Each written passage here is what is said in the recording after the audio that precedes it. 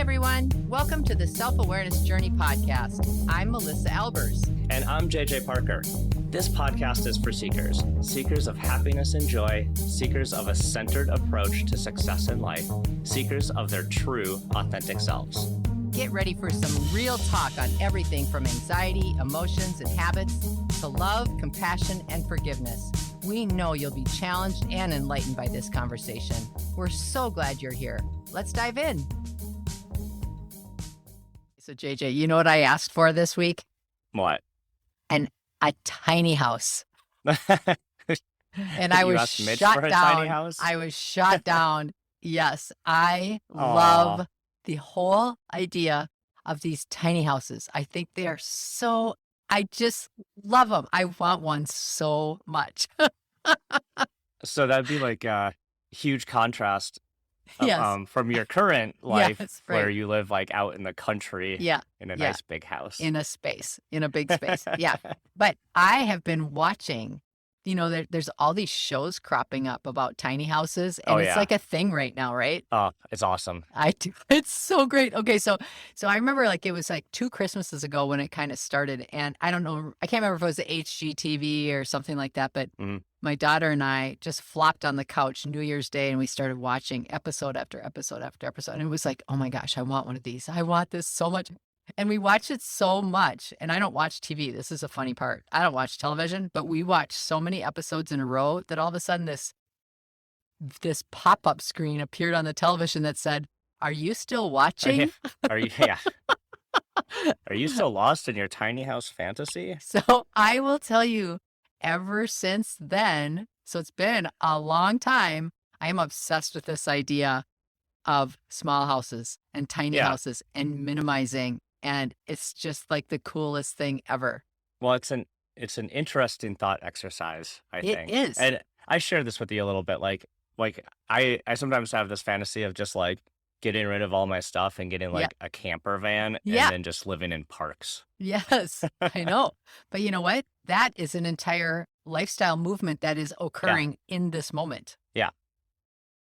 Which is interesting. So we should dive into what that is, because the idea of minimalism, just kind of so everyone knows, is this idea that you like shed most of your worldly possessions and live a very simple and unencumbered lifestyle. Yeah. Without any pressure or stress. I mean, obviously there's a little day-to-day stress, like where am I going to get clean water to fill my tanks? But right, I love this. I mean, I just think there's something really here. I know it's not just me, because now there are multiple television programs about it. YouTube has multiple channels about this, about thinking small, getting out of all of the complexities of our world, making things easier on ourselves. Yep. Right before we hopped on, what do you think I did? Googled a list. Oh, did you? Did you? Well, of course you did. I like do like a little research. Yeah. Well, so I was thinking about this idea. Like I was actually kind of coming up with my own little list in my notebook here. Yeah. And as of some of the things you said, it was like I was like stuff equals status. Is what I wrote. And then I said stuff equals stress. Yeah. Stuff equals responsibility is what came up for me. So I think it's interesting to think about, like, I feel like there was a period of time, I don't want to say it's generational, it might be. Well, partially it's for generational. some people, it's like the big house in the suburbs, the 2 cars, it's like a status thing. Yep. Right? Like I made it. I've made the American dream. Yep, because I have a cabin and a boat. And I can show it with these objects, right? Right. Well, I think that's really changing because at least for me, for some of the younger kids I hang out with. Really, oh my gosh. They're you mean 30 years old? 30-year-olds? 30-year-olds. The thing that they value more than the stuff is the time. Yeah. Right. Right. Right. So it's a little bit of a shifting mindset. Yeah, for sure. I mean, even in the younger generation entrepreneurs, because you and I are, travel in entrepreneur groups, you see a Circles. lot of younger entrepreneurs. Is really interesting because their model of how they express how awesome it is they don't talk about the stuff that they have. What they talk about is how little time it took them to acquire this. Like Yeah. they talk about it in the way that they value their time still. So it is even a much simpler model. Well, and with COVID and remote work, Yeah. the digital nomad lifestyle, this idea like I don't even have to be tied down by a physical location with work. Yeah. Even like pushes this concept even farther. I know. So here's my list. Okay. Benefits of a minimalist life. Oh, okay. Right. Okay. 1, decluttering helps people breathe. Minimalism allows for refocusing. Less stuff equals more money.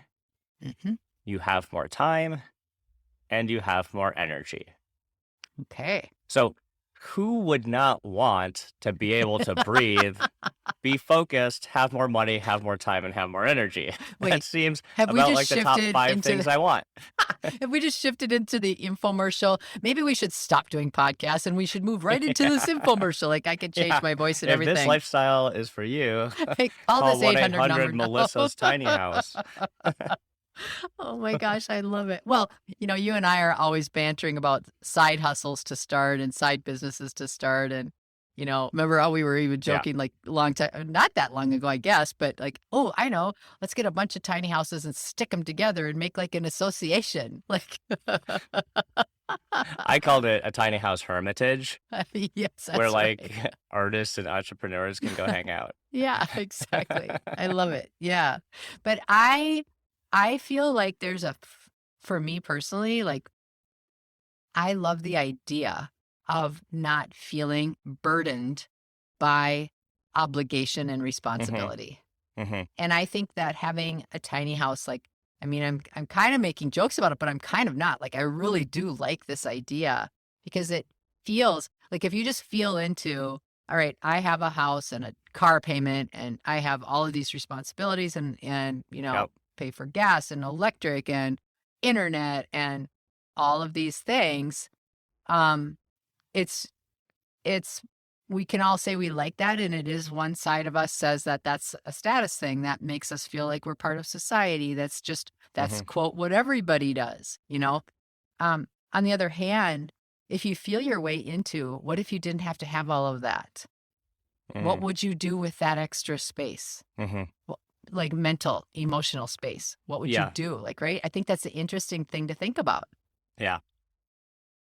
So let me ask you, what about having things takes a mental like load on you? What causes that load? Yeah. Like, because for example, here's my coffee cup. I have a coffee cup and it sits there. Yeah. And I don't really worry about my coffee cup. But I do worry about like other things I have. Yeah. So what tips the scale? I feel like, that's such, and I think it's probably different for everybody, right? You're asking me personally, right? Like, what do I think tips the scale for me? Well, all right. We have 3 full floors in our house, and we have 3 hairy dogs, right? Yeah. Both of which are loved. We love our house. We love our dogs. But the responsibility of keeping everything nice. Yeah, like you have to. That's a lot of dog hair to clean up on the Exactly floors right. every day. Yes, the house is vacuumed at least once a week. Sometimes cut right to the twice. chase. It's all the dog hair. It's all the fur, for golden retrievers, Windsors, hairy rear end. Anyway, so yes, it's nice to have it, but equally, it's a burden because if it isn't kept nice, if there's small bird nests of dog hair in any one corner, it doesn't feel good and it stresses me out. Stresses you out, right? I don't like it. Like all of our dishes, I don't really like having all of these multiple bowl options because then there's like multiple bowls that are dirty. So, I mean, it's a great responsibility and sometimes it's tiring. Yeah. So when you think about the things you have to do, like Yes. even like for our house, Yep.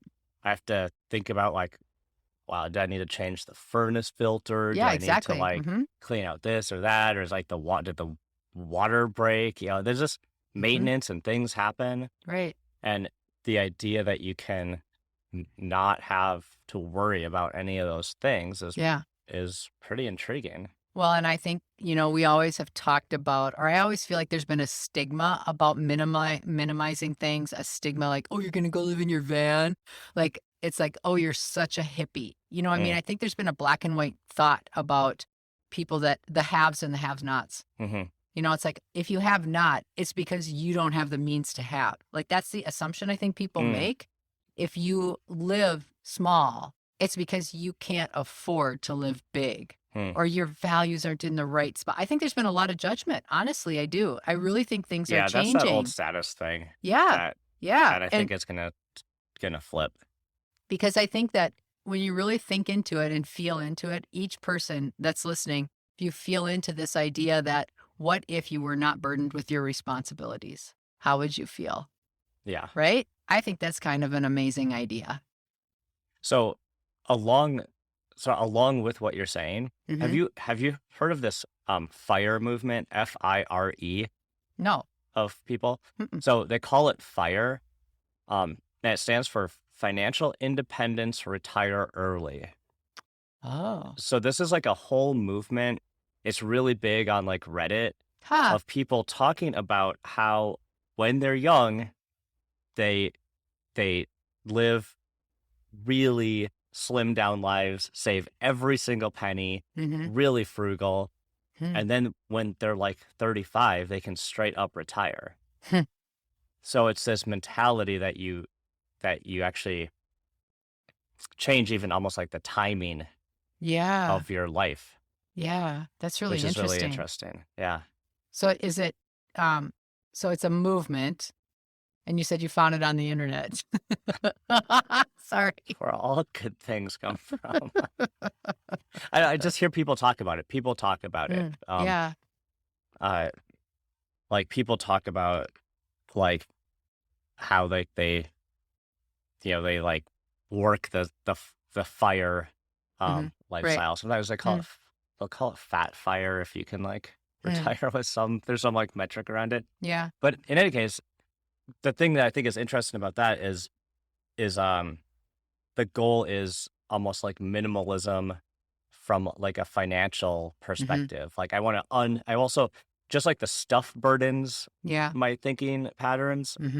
Money often burdens our thoughts and feelings, right? Oh, Are 100%. we have enough? When's the next Yeah. paycheck? What if Yeah. something breaks and I can't afford it? How can I, and then you got to juggle There's all of energy that. consumption in that for sure.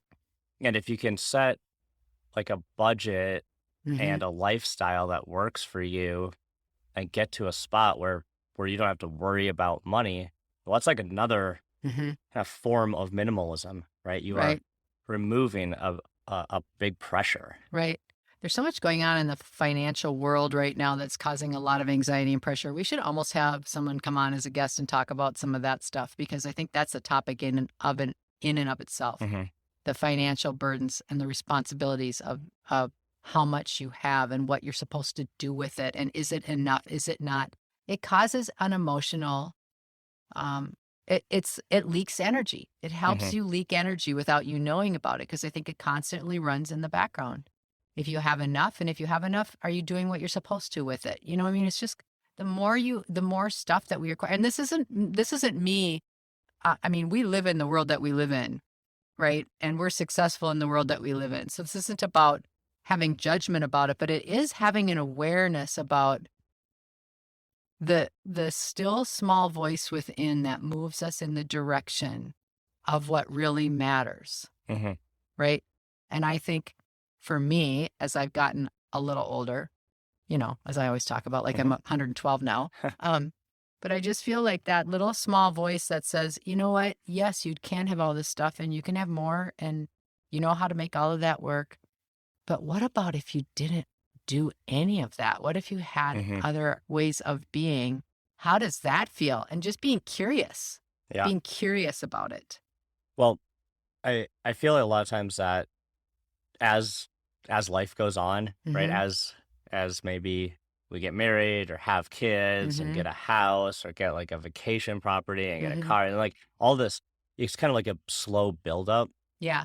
over time. Yeah. Yeah. Yeah. Yeah. And one of the things you might want to do is really take an inventory of your space and your things and say like, are these still bringing me joy? Right. Do I The Maria still Kondo like way. this? Yeah. Right. Right. Yeah, Yeah. Yeah. Yeah. exactly. Yeah. Because I I even like actually I might have been had a moment of uh Delusion. delusion or like lapse judgment, but last week uh I was like dealing with our boat, Yep. right? Which is like up at the cabin. Yeah. And I went to my wife, I was like, geez, I wonder if we should just get rid of this ski boat because maybe we should just not have it.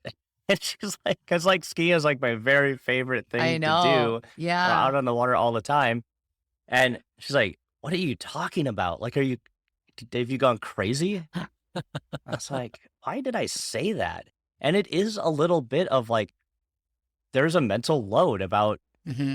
gotta winterize it, gotta get it out of storage, gotta do this, gotta do that. It's just like a Yep. constant amount of work to just keep that thing in existence Yep. and working, Yeah. right? Yeah.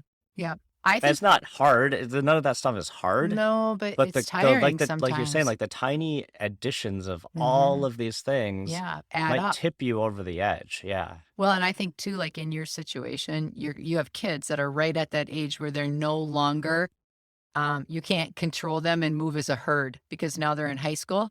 And so they're Yeah. not around as much. So there's like a natural life pattern that's slightly adjusting for you. And whether we're consciously aware of those life patterns or not, they happen very continuously. And that is when we evaluate things. Mm, Anytime there's like little life events that are tweaking at us, it causes us to pause and say, why doesn't this feel like it used to? yeah. And I think we're always searching for why doesn't this feel like it used to? Hmm. And then the mental part, we complicate things. Like I think it becomes very complicated because when something presents itself, rather than just feeling into it and saying, why doesn't this feel like it used to? What we usually do is, oh, I need to go do this or think through this, or I need to, add this or remove that. And we get in this big complicated brain spin rather than just sitting and feeling into it a little bit. Yeah. I Yep. think we complicate things tremendously on in our own I brains. I agree. The financial stuff, Hmm. the stuff, Yeah. um, Yeah. the relationship stuff, Hmm. we can make that all very complicated. Even the activities that we participate in, it's like, Yeah. well, every 4th of July, here's the 8 things that we do. Every Christmas, here's the 52 things that we do. And Yeah. as we progress through our lives, we can overcomplicate those things by making us not be able to grow through them and minimize things and drop things off.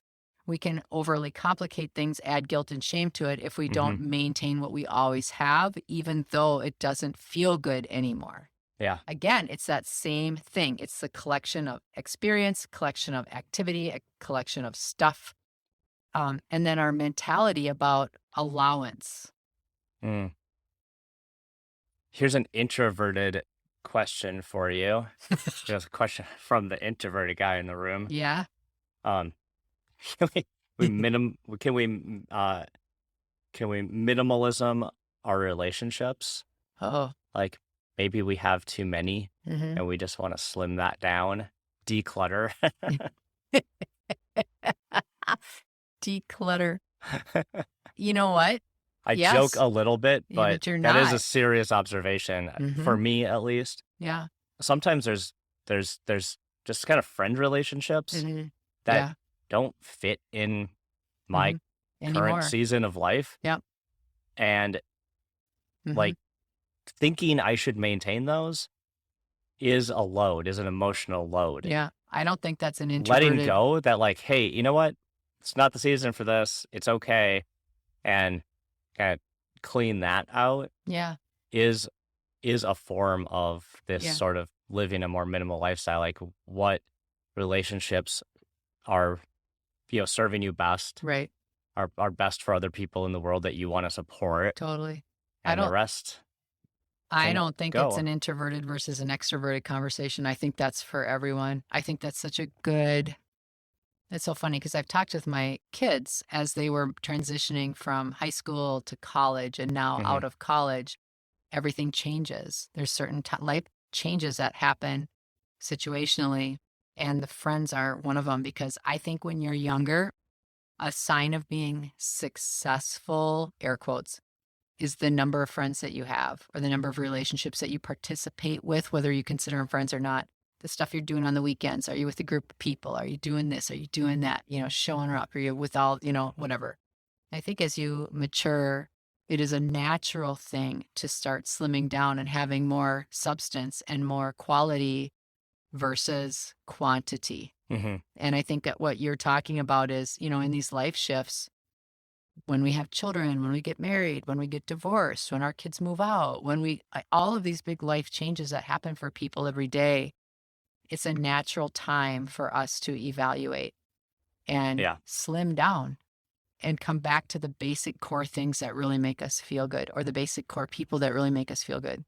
Yep. I mean, John Maxwell says it all the time. You're a product of the top 5 people that you spend time with. Choose wisely. Right. And as you develop, so should that group. Keep reevaluating what that group is. Yeah, I've always liked that phrase. Yeah. It seems to me that if we're going to put this conversation into 2 buckets Yeah. around what we're doing in life, it's like seeking more money or seeking a particular social status. That's A interesting lot of that you our went there. conversation seems to boil into those 2 buckets. To me, both those buckets are ego. Oh, that's interesting. So now that's not how I think of it. That's interesting. I can see how you think like that. The way that I am putting these into the buckets is when you say money, I would change that word to security. Okay. I would say security, that we have a natural desire to seek security.